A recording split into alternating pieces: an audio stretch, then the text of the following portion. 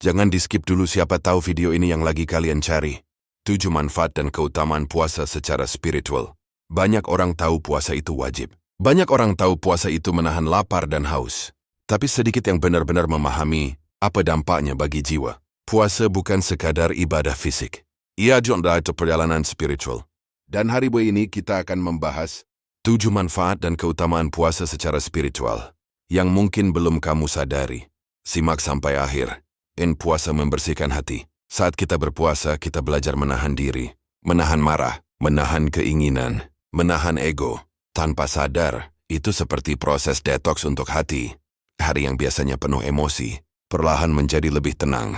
Puasa membersihkan hati dari kesombongan dan kerakusan. Melatih keikhlasan tingkat tinggi.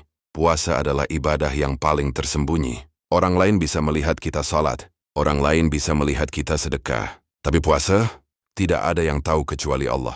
Kita bisa saja minum diam-diam, tapi kita memilih tidak. Disitulah keikhlasan dilatih.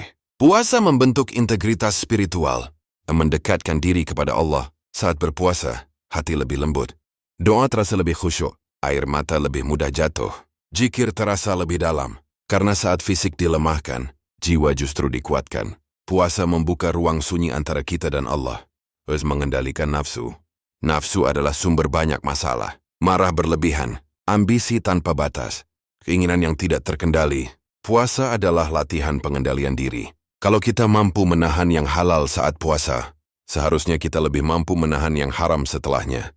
Meningkatkan empati dan rasa syukur. Saat lapar, kita merasakan apa yang dirasakan orang yang kekurangan.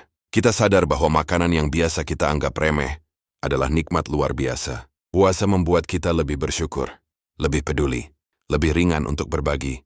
Dan empati adalah ciri jiwa yang matang secara spiritual. Menghapus dosa dan mengangkat derajat. Salah satu keutamaan terbesar puasa adalah ampunan. Puasa dilakukan dengan sabar dan iman, menjadi sebab dihapusnya dosa-dosa. Bukan hanya itu, puasa juga mengangkat derajat seseorang di sisi Allah. Karena puasa bukan sekadar ritual, tapi bukti ketaatan total. Orang membentuk karakter bertakwa. Tujuan akhir puasa adalah takwa.